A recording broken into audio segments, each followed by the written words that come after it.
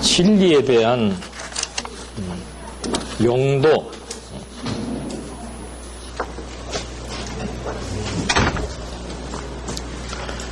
거기에 보면 진리가 지혜를 인식하게 하고 가치를 판단하게 한다.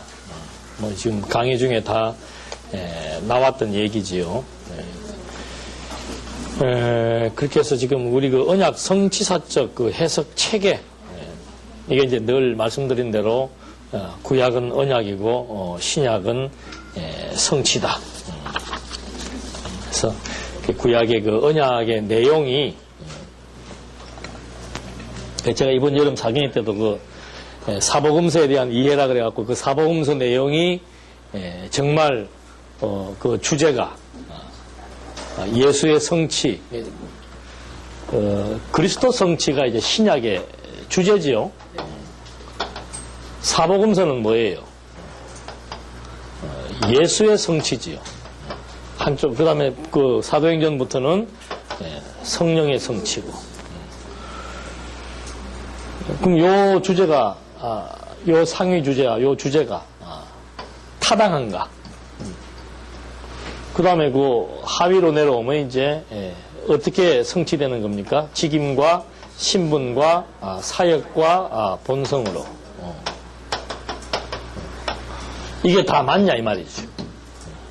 우리는 이제 그동안 공부할 때는 신약은 그리스도 성취입니다. 사복음서는 예수가 그리스도의 심을 성취한 겁니다. 그 다음에 마태복음은 주제가 뭡니까? 직임으로 성취된 겁니다. 이렇게 이제 일차적인 공부를 했잖아요. 그 다음 단계 공부는 뭔가 하면은, 이게 진짜인지 아닌지를 뭐 해야 돼요, 이제? 변증해야 되죠. 이건 이래서 이것이다라고 하는 것을 변증해야 되죠. 그 신약에 대한 근거는 어디에 있습니까? 구약에 있죠, 구약. 그래서 이 구약을 모르면 신약을 알 수 없고, 신약을 모르면 구약을 알 수 없기 때문에 구약은 신약에 대한 근거가 되고 신약은 구약에 대한 근거가 된다. 이게 서로 상호 근거 역할을 하고 있는 겁니다. 그러면 신약이 그리스도 성취라면은 구약은 이제 일단 무슨 단어가 들어가야 돼요? 언약이란 단어가 들어가야 되죠. 이게 누가 언약을 한 겁니까? 야훼가 언약을 한 것이죠. 그래서 구약은 여호와 언약, 신약은 그리스도 성취. 구약에서 어떻게 그리스도가 언약된 거예요? 역사, 섭리죠, 섭리. 섭리로서 언약이 되었고, 그 다음에는요, 찬양으로 언약이 되었고, 찬양은 이제 속성이죠. 그 다음에 뭐로 언약됐어요? 예언으로 언약이 되었고, 예언은 하나님의 사역, 방법에 해당되는 겁니다. 그러니까 이 섭리 역사라고 하는 것이 이 섭리로 언약한 그 내용이 바로 이스라엘의 뭐예요? 역사이며 나라에 대한 역사잖아요.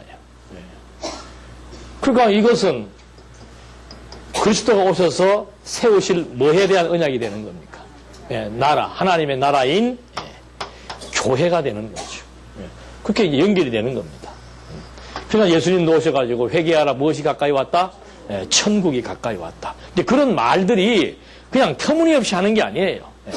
예수님이 뭐 오늘 아침에 나가서 내가 천국 얘기나 좀 할까? 이게 아니고 예수님의 말씀과 행동과 모든 사건들의 일거수일투족이 전부 무엇가 있는, 근거 있는, 이유 있는, 목적 있는, 갖고 말하고 행동하고 표현하시는 거라 이 말이죠. 그러니까 근거 없이 그리스도를 연구한다? 그러니까 예수를 보는 관점이 달라질 수밖에 없는 거예요. 근거를 갖고 예수를 바라보고 해석하고 이해해야 되는데 근거가 없이 예수를 보니까 저분은, 그러니까 이 예수를 보는 관점이 다양한 거예요. 저분은 보니까는 참 사회적으로 봤을 때 어떤 분이다. 훌륭한 분이다. 왜요? 약자를 돕고 주로 주변에 누구하고 많이 다니는 거예요? 창녀. 여러분 그런 사람하고 친구하라면 하겠어요? 도둑놈. 그 다음에 막 세금 많이 포탈해가지고 막 세리들, 예.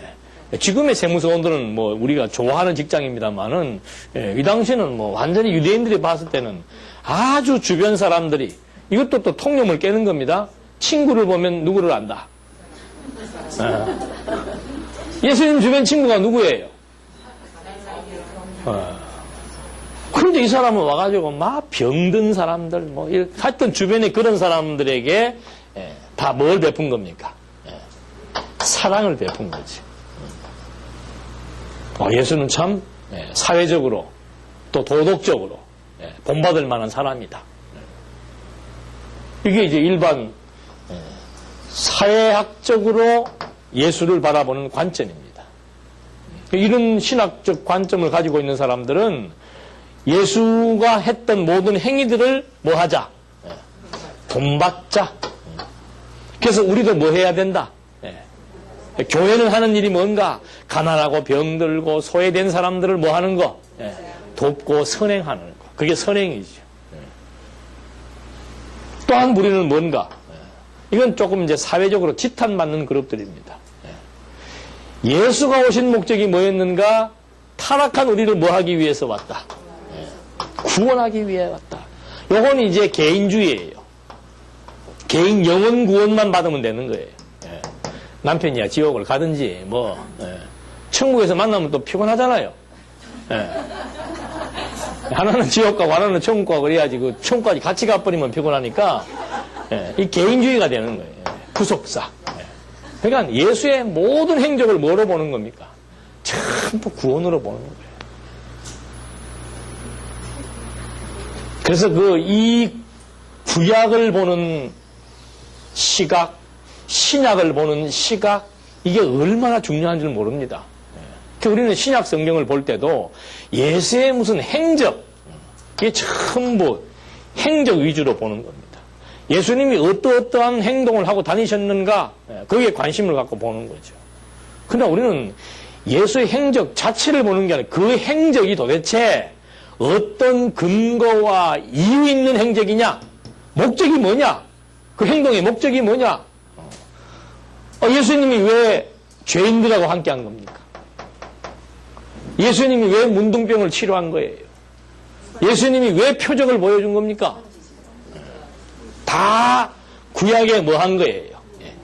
근거한 겁니다.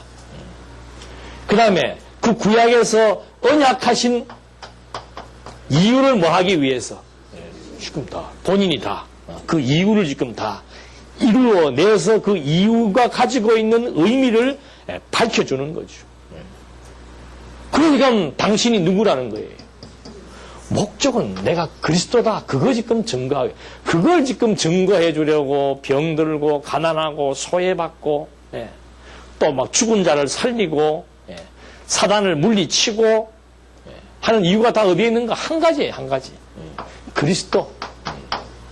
그런데 어떻게 기독교에서 예수가 무슨 뜻인지 그리스도가 무슨 뜻인지 그것도 모르고 무조건 그냥 막 예수나 그리스도나 그 이름이 그 이름이고 전혀 다른 의미가 있는 거죠. 그래서 이 그리스도 성취라고 하는 거 이런 맥락으로 구성되어 있는 신약의 구조를 이제 우리는 좀 근거를 찾자 이 말이죠. 왜 그분이 천국 복음을 전파해야만 되는지 다 지금 이스라엘 역사를 통해서 아담에게 세우신 그 언약을 둘째 아담 그리스도가 성취하셔야 되기 때문에 그 근거가 지금 여기에 있고 그걸 성취하셔야 되기 때문에 그래야만 당신이 누구인 것이 그리스도인 것이 내가 그리스도인 것이 판명이 되어야 입증이 되어야 궁극적 목적이 뭐예요? 영원하신 하나님은 지금 뭐 하신다? 존재하신다. 나로 말미암아 하나님을 믿는 자, 그리스도로 말미암아 하나님을 믿는 자. 내가 하늘에서 온 것은 내 뜻을 행하려고 온 것이 아니고 누구의 뜻? 아버지의 뜻을 이 땅 위에서 보여준 것이 언약이고 아버지의 본래의 뜻이 작정이다 이 말입니다. 당신이 오신 목적 분명하잖아요. 내가 왜 그리스도라고 하는 사실을 여러분들에게 지금 증명해야 되는가? 그래야만 눈에 보이지 않는, 이 시각으로 볼 수 없는, 이 감각으로 느낄 수 없는 그 하나님의 존재를 나를 통해서 지금 보여주기로 작정했고 언약했기 때문이다. 이거 전부 신약의 다예요. 그걸 예수 자신이 증거했고 보혜사 성령이 증거해 주는 겁니다. 그래서 그리스도를 통해서 하나님의 실존에 대한 확정을 갖도록 해주기 위한 사역. 그러니까 근거가 없으면 안 되지요. 이분이 행하시는 말과 행적에 대한 근거가 없으면 안 되고 그 근거를 찾아야만 되는 거죠. 그래서 예수님이 그 속성, 시가서의 내용도 전부 그리스도가 지니고 있는 뭘 보여주는 겁니까? 속성을 보여주는 거예요. 그러니까 당신이 지금 막 귀신들을 어떻게 하는 거예요? 물리치는 것도 내가 무엇이니까? 전능하니까. 욥기도 지금 하나님께서 귀신에게 다 허락하잖아요. 귀신이 움직여 나가는데 예수님은 아예 귀신을 뭐 하는 거예요? 지배해버리고 장악해버리고 명령하고 쫓아내고. 그거 모르면은 예수 믿으면 귀신 쫓는다가 나오는 거예요. 그러니까 모든 행동 자체. 그러니까 그 요한복음 여러분 그 1장 초대해 보십시오. 태초에 말씀이 있었는데 그 말씀은 하나님과 함께 있었다. 지금 그분 얘기하는 거예요. 하나님과 함께 있었다. 그런데 그 말씀 안에는 뭐가 있는 거예요? 생명이 있고 빛이 있고 그가 곧 누구다? 창조주다. 창조는 뭘 보여주는 겁니까? 속성 중에서 전능성 보여주는 거죠. 엘로힘 전능성을 보여주는 거잖아요. 그런 구절들이 나오는 이유가 뭔가? 전부 근거 있는 이야기라 이 말이지. 그래서 그런 속성들은 그리스도의 속성을 언약한 것이고, 이스라엘 역사가 전부 선지서의 내용이 다 뭐예요? 한마디로 표현하면 죽였다가 뭐 하는 거예요? 살리는 거예요. 아담도 죽였다가 뭐 하고? 살리고. 그러니까 범죄하고 심판하고 보호하는 이것이 결국은 죽였다가 살린다는 거예요. 그러니까 선지서의 내용은 전부 막 모형이니까 모았다가 흩어버리고 세웠다가 허물어버리고 때렸다가 싸매어주고 이게 모형이에요. 그 핵심은 뭔가? 죽였다 살리는 거예요. 그러니까 예수님이 오셔서 왜 십자가에 죽으셔야만 되는가? 이유가 뭐예요? 구약에 뭐 돼 있기 때문에 역사로 언약을 하는 거예요. 예언으로 언약을 하고 역사로 언약을 하는 거예요. 그 당신은 반드시 뭐 해야 돼요? 그러니까 나 정말 죽는다는 것은 육체적으로 볼 때는 고통스러운 일입니다. 이 잔을 피하고 싶지만 누구의 언약이라면 그 얘기예요. 당신의 뜻이라면 그것이 당신의 언약이기 때문에 나는 반드시 뭐 해야 된다? 죽어야 된다. 죽어야 뭐 하는 거예요? 사는 거죠. 그러니까 직접적인 이유는 그리스도가 죽으심으로 우리의 죄에 대하여 죽고 그리스도가 사심으로 우리의 뭐예요? 생명을 위해 사신 것이다. 그건 직접적인 얘기고 근본적인 건 뭔가? 구약의 언약을 이루셔서 자, 죽음에서 부활한 그런 사건은 역사에서 한 번밖에 없고 죽음에서 부활한 인물도 한 분밖에 없다. 그러므로 나만 뭐다? 가수다가 아니고 나만 누구다? 그리스도다. 이제 쉽잖아요. 여기에서 벗어나면 안 되는 거예요. 왜 예수가 그리스도인가? 그리고 왜 그리스도 성취인가? 왜 그리스도가 중요한가? 왜 그리스도가 그런 행동과 행적을 취하셨는가? 왜 직임, 신분, 사역, 본성이라고 하는 것이 이렇게 사복음서에 나와야만 되는가? 한 가지밖에 없는 거죠. 이유는 구약에 언약된 것을 이루시기 위해서. 그래서 죽음도 부활도 전부 언약 성취예요. 그래서 언약 성취사적 맥락으로 봐야 그리스도 성취 하나님의 존재 확증이 되는 것이고 그 사건만 보니까 예수님께서 누굴 위해 죽은 거예요? 날 위해 죽으시고 또 누굴 위해 산 거예요? 날 위해 살아서 아이고 십자가만 보면 뭐가 나와요? 눈물 흘리지 말라는 소리는 아니고 그게 그렇게 축소되는 의미가 아니라는 거죠. 우리는 더 큰 걸 통해서 정말 눈물이 날 수밖에 없는 거죠. 그러니까 언니들에게야 그런 초보적인 얘기를 통해서 감동을 주지만 정말 깊이 있는 이론 전체를 알아버리면은 체계를 통해서 하나님의 존재 확증을 하게 되면은 범사에 뭐가 나와요? 범사에. 어린애들이야 과자를 줘야 뭐 해요? 감동하지만 우리는 뭐예요? 안 줘도 어떻게 해요?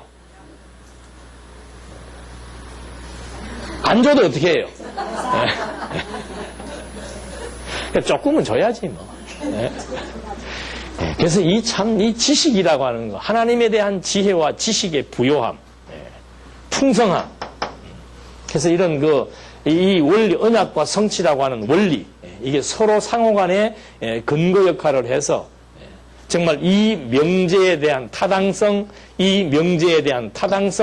그걸 우리에게 확인시켜 준다는 거. 그래서 이 진리, 우리 언약 성취사 신학이 가지고 있는 이 진리에 대해서 저 원리가 정말 대단한 원리인 것이 우리는 공부를 할 때마다 확인을 해볼 수 있는 겁니다.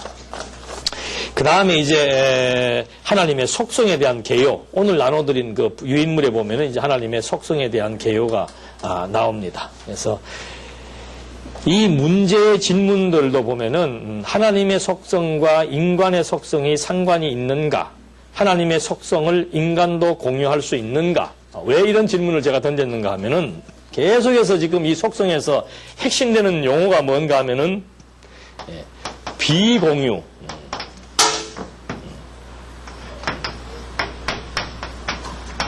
그 다음에 공유. 이게 이제 전통적인 하나님의 속성을 구분하는 방식이기 때문에 이거 이제 출발이 잘못됐다는 얘기를 지금 하고 싶은 거죠. 그래서 이 하나님의 속성을 결정하는 방법이 B에 나오고 있습니다. 거기에 보니까 아까 우리 저 신존재 그 증명하는 인문학적 방식에서 나온 것처럼 인가율, 이게 뭔가 세계를 이게 우주론적 논증과 유사한 겁니다. 세계를 보니까 누가 있을 것이다. 만든 자가 있을 것이다. 그 만든 제1원인자가 바로 하나님일 것이다. 이렇게 해서 하나님에 대해서 인정을 하면서 그분의 속성을 찾으려고 하는 거. 그 다음에 부정의 방법은 피조물이 불완전하기 때문에 불완전한 것으로부터 뭘 찾아 나가자? 완전한 것을 찾아 나가자. 피조물은 다 세월이 지나면 낡아지잖아요. 낡아지는 것을 보니까 낡아지지 않는 것이 있을 것이다. 그것이 하나님이라고 어떻게 입증할 수 있느냐? 이렇게 나와야 되는 거예요. 일반적인 논조로는 비슷한 것 같잖아요. 인간은 변덕이 심하잖아요. 그러니까 하나님은 어떤 것 같아요? 변덕이 없어야 된다는 거죠.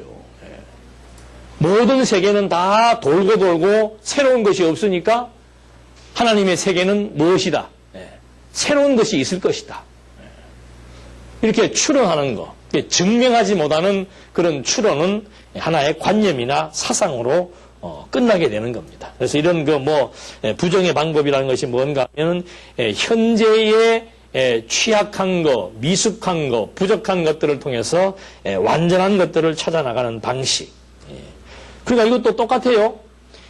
하나님의 속성도 어떻게 찾는가? 인간이 가지고 있는 속성을 바라보면서 여기에서 부족하고 좋지 않은 것을 갖고 반대적으로 찾아 들어가는 방식이다 이 말입니다. 그 인간은 변덕이 많으니까 하나님은 어떨 것이다.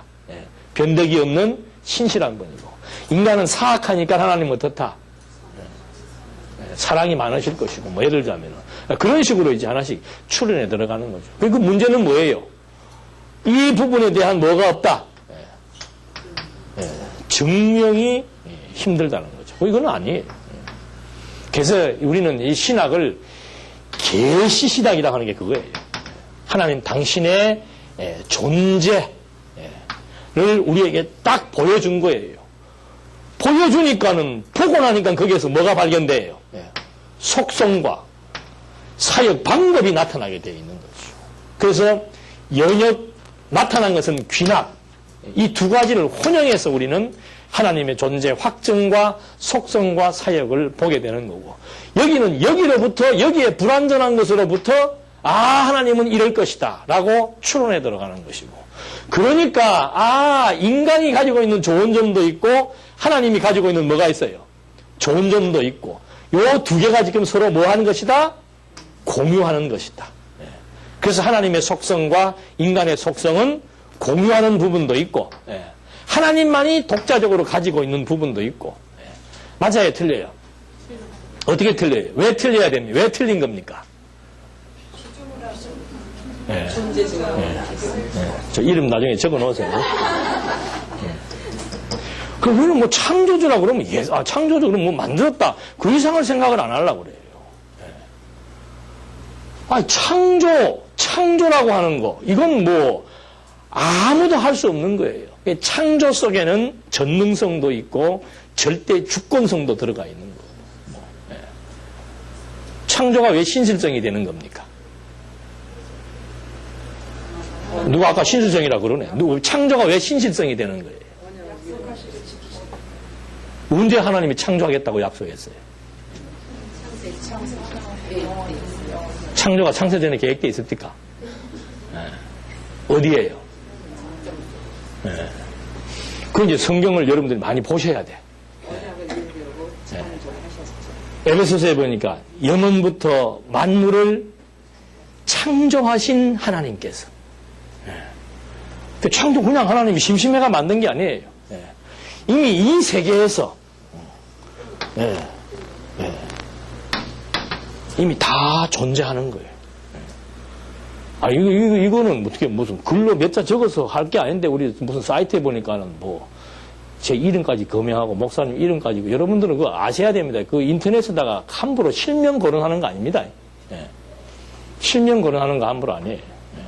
실명 거론해갖고 조금만 비아냥거리는 말 하면은 바로 구속입니다. 조심해서 해야 돼요. 못 모르는 친구들이 함부로 이름 거명하면서 뭐 안 좋은 말들 하고 그러는데 그거는 그냥 112 신고하면 그냥 바로 체포돼 버려요. 근데 이런 걸 가지고 무슨 뭐 제가 이거 잘 치지도 못하는 독수리 타법 가지고 뭐 어떻게 그걸 설명을 해요. 답답하면 와서 공부하면 되지. 시간이 많아서 한두 사람 인터넷에 내는 걸 일일이 답변해 주겠습니까? 자기 답답하면 공부하면 되는 거예요. 그 성경에 다 있잖아요. 우리는 보통 창조는 뭐예요? 여기서부터 시작한 걸로 알고 있었는데 사도 바울은 뭐예요? 영원부터 만물을 창조하신 하나님. 그런 개념으로 봐야 창조를 통해서 하나님의 뭘도 알 수 있는 거예요. 신실하십니다. 왜 신실? 신실은 약속을 지켜야 신실한 거 아니에요. 약속 지켰잖아. 영원한 작정을 피조세계, 시간, 공간, 형상을 통해서 뭐 해준 거예요? 보여준 거 아니에요.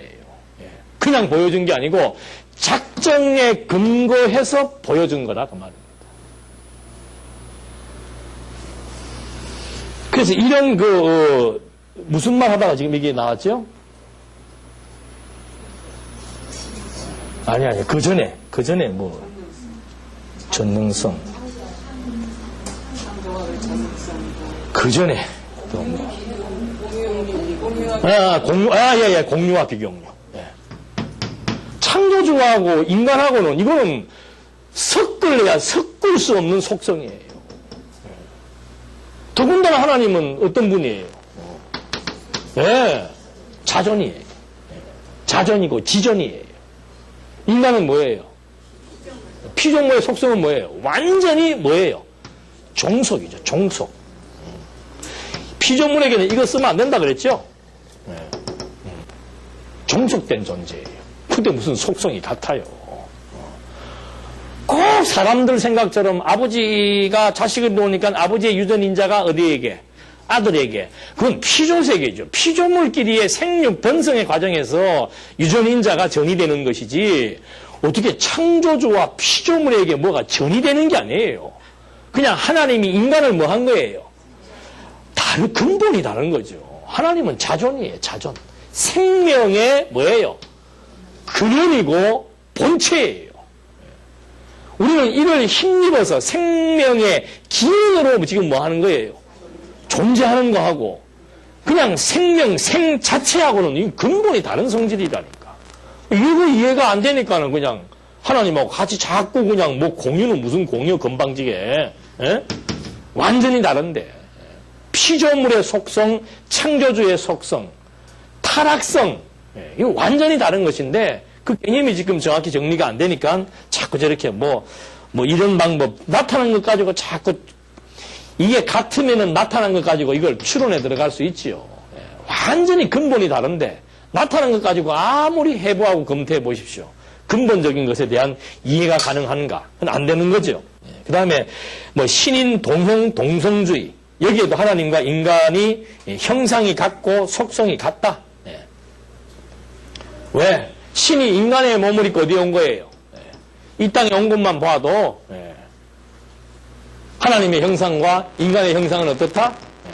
같다. 예. 하나님의 형상대로 만들어도 하나님은 창조주로서 또 근본으로서 본체로서 본질로서의 형상을 의미하는 것이고 인간은 뭐예요? 피조물, 만들어진 피조물로서. 하나님이 흙으로 만들었어요? 하나님 당신이 흙으로 만들어진 겁니까? 우리는 뭐로 만든 거예요? 그 상상을 초월하는 다른 방식이라니까. 예. 아, 먼지 이렇게 해서 모아다가 거기다 뭐 집어넣은 거예요? 대롱에다가 하니까 뭐가 됐어요? 볼록볼록 해가지고 예, 사람이 된 거 아니에요. 예. 표현이 우습지만 그 사실이에요. 예. 그 인간은 그런 거예요. 그러니까 흙으로 왔다가 어디로 돌아가요? 먼지로도, 뭐는, 이건 흙으로 왔다가 흙으로 돌아가는, 먼지로 돌아가는 거예요. 예. 그러니까 이것도 가치 있는 것은 가치 있는 일을 위해서, 가치 있는 뜻을 가지고 살 때라야 이것도 뭐 한 거예요? 예, 소중한 것이지, 예. 여기는 가치 추구 안 하면서 이것만 가지고 가치 추구하는 그거는 있을 수가 없는 거죠.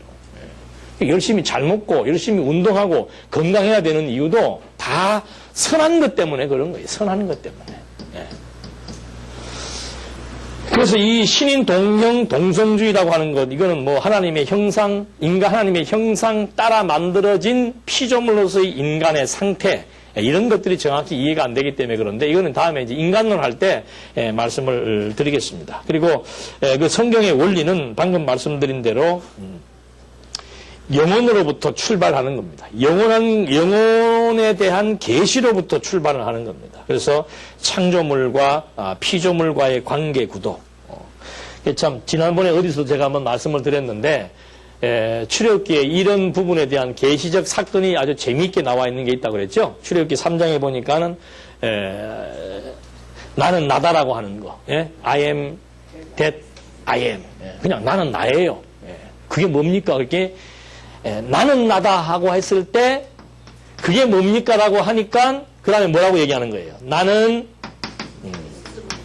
스스로 존재한다. 우리는 힘입어 존재하는 거고 하나님은 스스로 존재하는 분이에요. 스스로 존재하는 분이 어떤 분입니까? 나는 전능자다. 스스로 존재하는 분이 뭐 한 거예요? 창조하고. 그까지 이제 보여준 겁니다. 그 다음에 이제 출애굽 사건이 나타나는 거죠. 그 출애굽 사건은 무엇에 근거해서? 언약에 근거해서. 언약을 이루셔서 그 다음에 나는 전능자로 나타났으나 이제는 뭐로 보여주겠다? 여호와로 보여주겠다. 그러니까 이건 무슨 의미가 있는가? 여호와로 보여주겠다 해놓고는 출애굽기 20장에 가서 뭘 주는 거예요, 이제는? 율법을 주시죠. 율법의 1계명에서 뭐가 나옵니까? 왜요? 역사적으로 봤을 때는 다신주의예요. 다신주의에서 나오는 겁니다. 그러니까 그 4000년 이전 고대 시대에는 각 나라마다 뭐가 있어요? 다 신이 있습니다. 그러니까 그때는 신정국가예요. 전부 신이 다 있습니다. 나름대로 신 섬기는 신정국가란 말입니다. 그러니까 그 국가의 위력에 의해서 신의 위상이 달라지는 겁니다. 또 때로는 신의 능력에 의해서 국가의 위상이 달라지는 거고. 그러니까 나라와 나라와의 분쟁이나 나라와 나라와의 힘에 의해서 그들이 섬기는 뭐가? 신이 이제 달라지기 시작을 하는 거죠. 그러니까 400년 동안 노예 생활하던 이스라엘 민족들의 신은 애굽이 봤을 때는 어떻게 보이는 거예요? 우습게 보이는 거죠. 유대인들도 자긍심이 생깁니까? 안 생깁니까? 안 생기죠. 이거는 우리가 생기는 신은 뭐 400년 동안 어디 갔는지 그냥 뭐 우리를 이대로 놔두고 계속 학대만 받고 힘들게만 살고 그래 점점 관심이 어디로 갑니까? 애굽에서 왜? 애굽 사람들이 잘 사는 거 보니까 우리 신보다 누구 신이 나은 거예요? 애굽 신이 나은 거죠. 그게 사사시대도 마찬가지입니다. 다른 나라 잘 사는 거 보니까 누가 있어서? 왕이 있었어. 우리도 누구 세우자? 왕 세우면 뭐 될 것이다? 잘 될 것이다. 우리도 지금 그래 어려움 겪는 거 아니에요?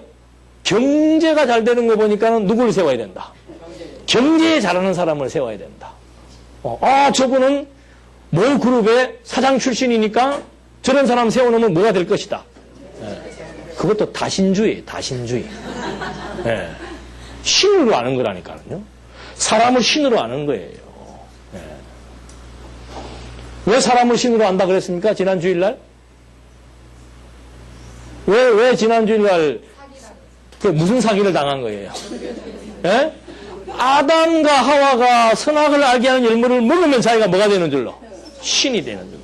하나님과 갖다 준다는 것은 내가 신이 됐다 그 말이에요. 그 우리는 사람들도 능력이 있으면 어떻게 하는 거예요? 말은 신이 안 하지만 능력 있는 사람 의지해요 안 해요? 그게 그 사람을 신으로 만드는 거예요. 그러니까 그런 그 다신주의 사상을 가지고 있던 유대인들에게 모세를 통해서 이제는 문자화 시켜주는 겁니다. 나는 나다. 믿을 수 있다 없다. 나는 나다 하니까는 뭐 가서 뭐라고 모세 그러잖아요. 나는 나다. 그럼 내가 가가지고 나는 나다 그럴까요? 확신도 안 생기는 거죠. 그 나는 스스로 있는 자라 보냈다 그래라. 스스로 있는 그것도 마음에 안 드는 거예요. 스스로 있는 자가 보냈다고 하면은 뭐 바로 왕이 너 스스로 있는 자가 보냈냐? 그럼 가거라. 하겠어요? 한 대 맞지. 그 또 구체적으로 또 얘기하는 겁니다. 확신 가져라. 내가 그동안은 전능자로 창조를 통해서 전능자라고 하는 걸 보여주었다. 다른 신들, 주변 나라 신들이 창조했다라고 확신 줄 수 있는 그런 근거는 없다. 다 신하다. 그러나 나는 이름으로 내가 창조주다, 전능자다 보여주었다. 이 신이 너희 민족의 조상과 약속을 했다. 근데 그 약속의 때가 이제는 가까이 왔다 이거죠. 그 때를 통해서 내가 무엇으로 보여주겠다. 당신의 존재에 대한 방식을 지금 여기에서 하나로 확인시켜 주는 거죠. 나는 여호와다. 나는 언약을 세우고 이루시는 여호와로 존재한다. 그거 지금 설명해 주는 거예요. 그러면 이게 이루어져야 이제 뭐가 생기는 거예요? 와, 여호와가 무슨 신이다? 참신이다. 그러니까 출애굽 사건 보여주잖아요. 출애굽 사건 보여지니까 홍해 바다를 건너서 이스라엘 민족이 뭐 하는 겁니까? 이제 집에 가셔서 한번 그 시편 내용, 그 이스라엘 백성들이 그 찬양하는 찬양의 내용들 한번 보십시오. 여호와는 막 우리의 구원의 뿌리요, 뭐 힘이요, 온갖 좋은 말 다 써요. 왜? 그동안은 나약한 신으로 알고 있었지요. 애굽의 신보다 약한 신으로 알고 있었는데 그 애굽의 막강한 군대들을 이 야훼가 어떻게 한 거예요? 물에서 쓸어버린 거예요. 그 사건 때문에 지금도 애굽은 피지 못하고 있는 겁니다. 한 나라의 멸망이 한순간에 끝나는 거예요. 그러고 나서 이제 그들에게 뭐가 생긴 거예요? 와, 여호와는 참신이다 하니까 10계명의 제1계명에 뭐가 나오는 거예요? 나 외에는 뭐예요? 섬기지 말라는 얘기는 다른 신은 다 뭐다? 가짜다 이거지. 그 신 아니다 이 말입니다. 사람도 신 아니고 돌도 신 아니고 그 시편에는 우리가 만들어놓은 사람이 손으로 만들어놓은 우상은 눈이 있어도 보지도 못하고 코가 있어도 냄새도 못 맡고 그 돌덩이에 불과한 것이고 물체에 불과한 것이고 그걸 뭘 신으로 섬기냐. 살아 역사하시는 뭐 여호와만이 참신이다. 다른 신 섬기겠어요 안 섬기겠어요? 무엇만 잊어버리지 않으면 출애굽의 사건만 잊어버리지 않으면. 그러니까 유대인들은 부모들이 저는 지금 어릴 때 6.25를 경험 안 했지만 어릴 때 저희 어머니에게 어머니가 서울분인데 아버지는 이북분이고 어릴 때 매일 겨울에 앉으면 무슨 얘기만 해줬겠어요? 6.25는 다 외워. 내가 주인공처럼 외운다니까. 그럼 이제 심지어 엄마 그럼 그때 뭐 전쟁에 뭐 또 물어봐요. 그럼 또 막 새로운 것처럼 또 했던 얘기 막 해줘요. 전쟁이 그런 것이구나. 저희 세대들은 정말 상기하자 6.25 경험 안 해도 상기하자 6.25 안 잊어버리죠. 그 다음에 일제시대 때 살았던 분들에게는 또 무슨 얘기들 해요? 일본 놈들이 잔악하고 막 말 타고 장화 신고 들어가면 막 울던 애도 끝이고 뭐 어떻고 고문이 어떻고 그게 무슨 얘기입니까? 역사를 통한 얘기예요. 유대인은 그 얘기예요. 앉으면 무슨 얘기 하겠습니까? 출애굽. 얼마나 신나겠어요. 야, 그 애굽 알지? 그 시대, 이 시대를 다 제패했던 제국이었다. 그 제국에 우리가 400년 동안, 유대인들 무섭습니다. 지금도 그 나치 잊어버리지 않아요. 그 사람들은. 지금도 그 잔혹한 현장 그대로 보존해놓고 막 수십만 개, 600만이 죽었잖아요. 그 뼈다귀 그대로 다 갖다 놓고 그거 보게 하잖아요. 계속해서. 그 뭘 잊게 하는 거예요? 역사를 잊어버리지 않게 하는 게 아니고 뭐예요? 여호와는 우리 이 민족과 함께한다. 반드시 이 사건에 대한 음경을 출애굽의 사건처럼 반드시 할 것이다. 그거 지금 애들에게 교육하는 거예요. 현대사를 통해서 교육을 하고 과거의 고대사를 통해서 계속해서 그 얘기 해주는 거예요. 이게 유대인들은 역사 그러면 바로 뭐가 떠올라요? 여호와. 우리 민족의 신은 살아 존재한다. 그래서 그 사람들이 기가 안 죽는 겁니다. 아랍의 전 국가가 다 뭉쳐도 유대인들 하나를 이기지 못하는 게 어디에 있는가? 정신에 있는 거예요. 무슨 정신? 신본주의 정신. 여호와는 우리의 신이다. 그게 엄청난 용기. 전쟁에 이기고 지는 거, 승부에 이기고 지는 거. 여러분 권투시합 보잖아요. 두 선수 딱 쓰면 뭐해요? 그거 치면 저는 제가 과거에 운동을 해봐서 그런 시합도 나가봤기 때문에 알아요. 이미 기 꺾이면은 손이 안 나가. 몸이 안 움직여요.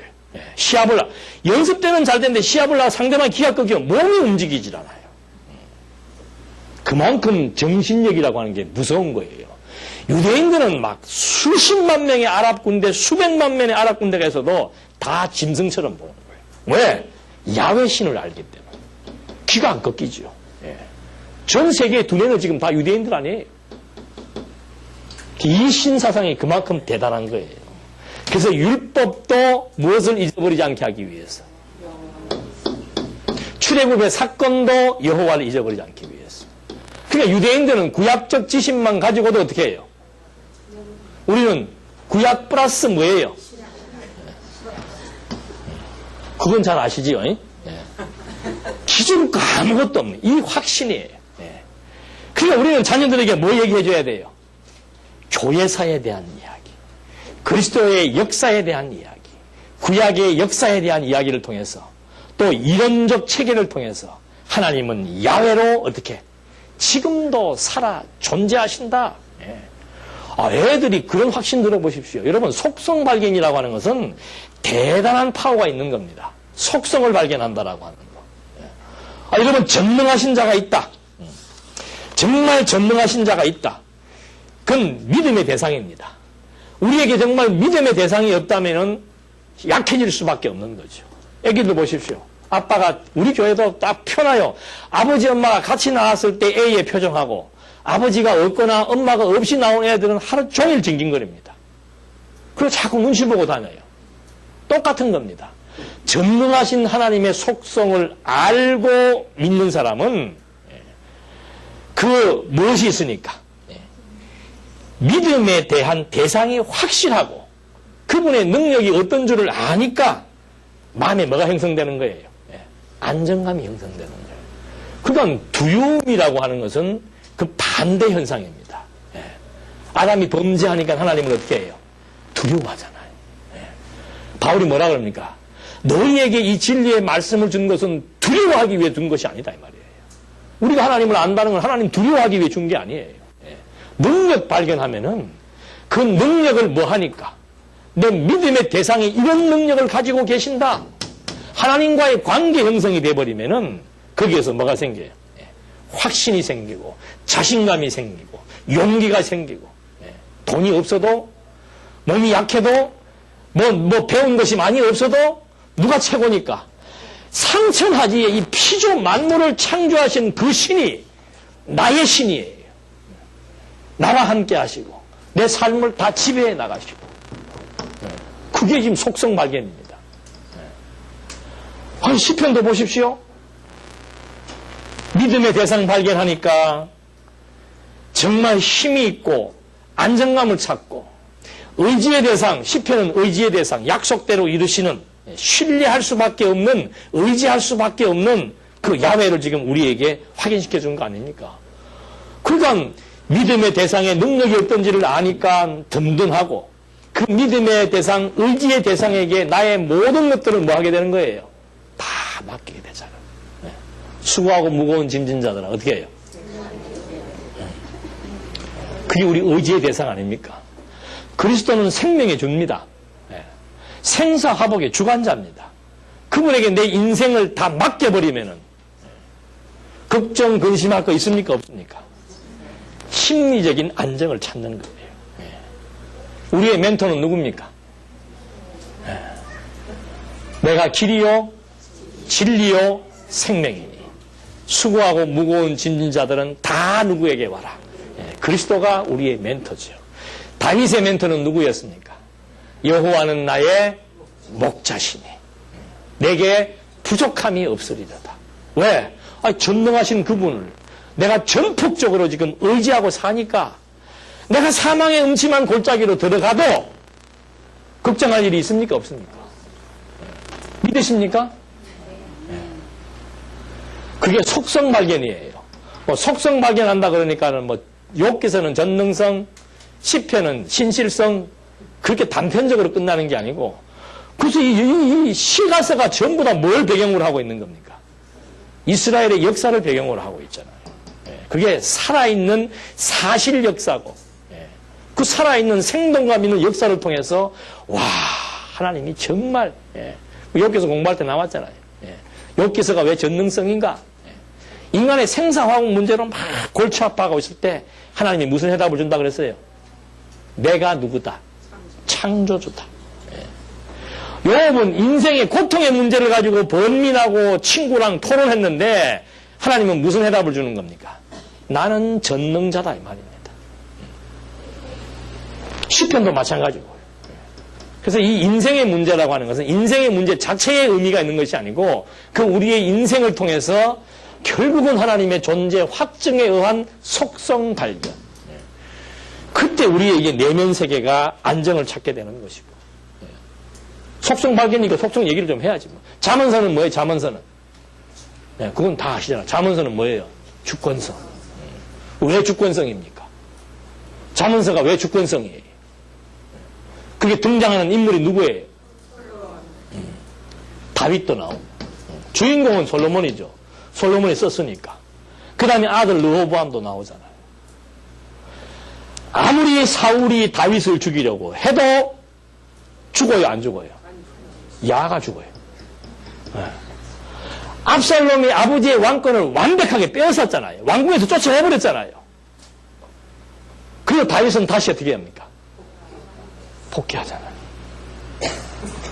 솔로몬 대신에 아도니아가 먼저, 솔로몬의 형이 아도니아 아니에요.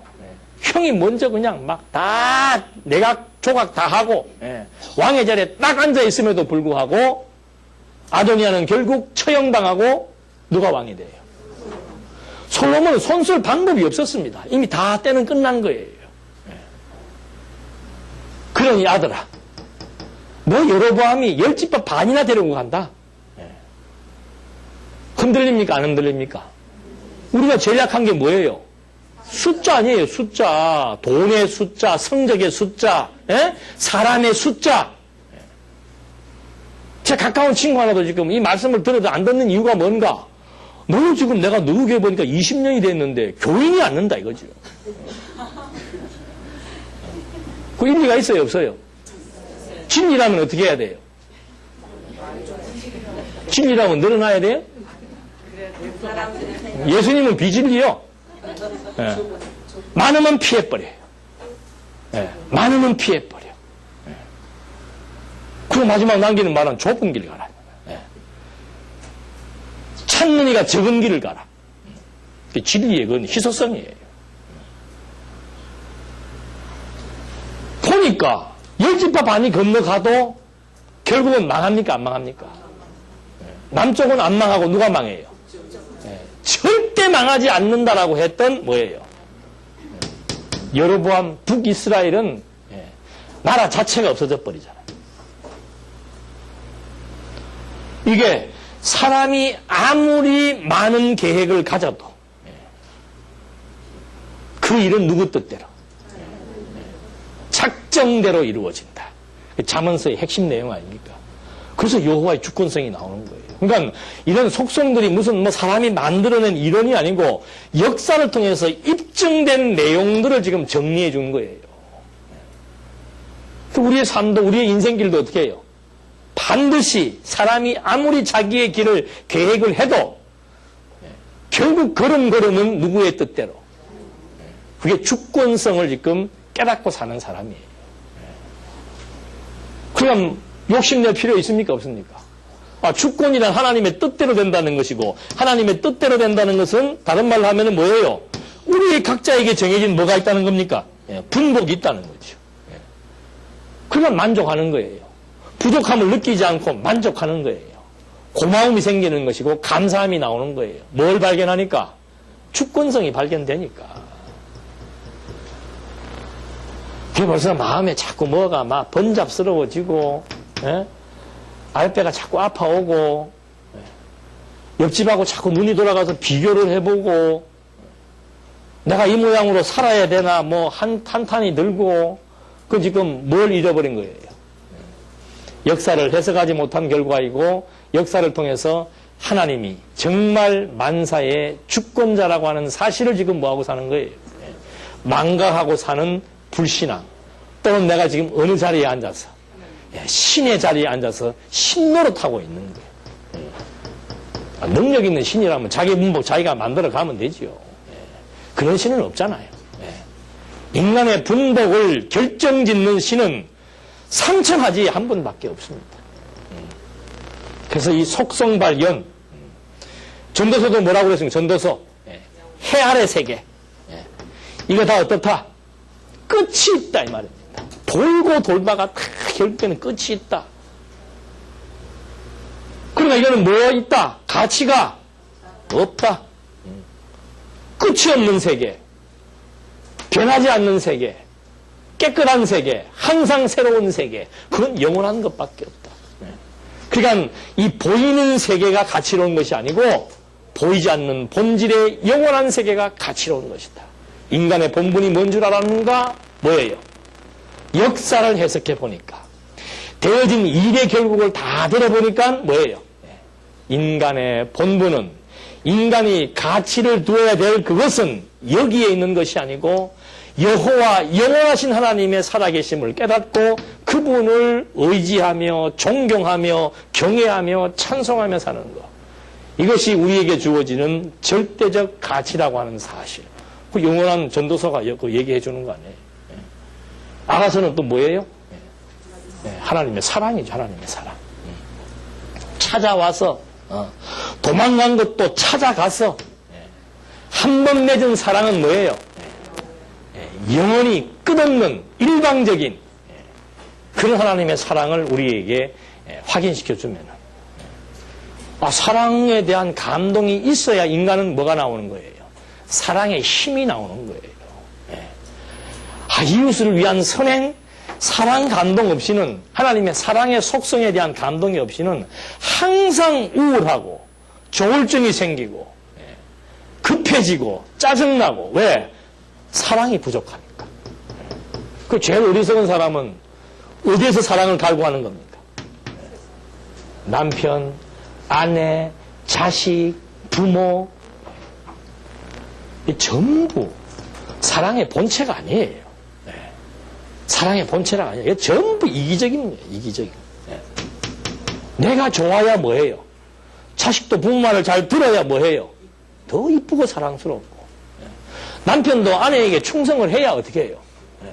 밥이라도 주고 싶고. 얼마나 이기적인데. 거기에서 무슨 사랑을 갈구하겠다 그럽니까? 사랑의 본질, 사랑의 참 통로로부터 주어지는 이 진한 사랑의 감동을 날마다 공급받아야만 이게 여유가 생기는 거죠. 여유. 돈의 여유가 아니고 마음의 여유예요. 심리적 안정감, 여유, 그 힘이 이제 나보다 약한 사람들을 보고 어떻게 되는 거예요? 도움을 주고 싶은. 강자가 약자의 짐을 지고 싶은. 강자가 되려면은 하나님으로부터 사랑 공급받는 길 외에는 없습니다. 그래서 이런 그 속성 발견이라고 하는 것이 성경을 통해서라야만이 하나님의 속성, 하나님만이 가지고 있는 정말 근본된 속성을 알게 되고 이 속성을 알아야만이 공유 비공유가 아니에요. 피조물의 속성은 정반대예요. 이게 소멸되어지고 참 속성이 깨달아져야만이 인간의 본분이 무엇인 줄 알고 그 속에서 삶의 의미를 찾을 수 있다라고 하는 거.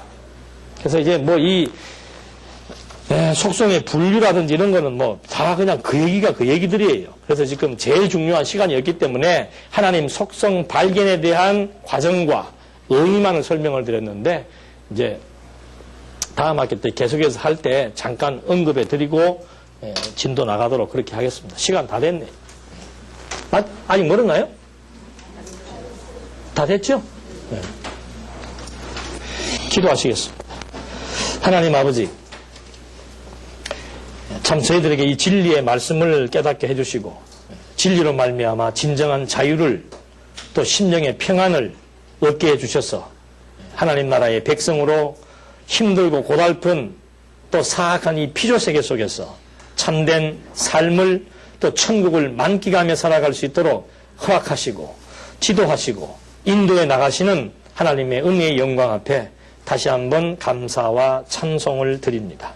이제 우리에게 주어지는 삶 속에서 정말 속성을 발견한 만큼 여호와의 은혜의 영광만을 찬송하며 살아가기에 부족함이 없도록 인도해 주시옵소서. 예수님의 이름으로 기도드립니다.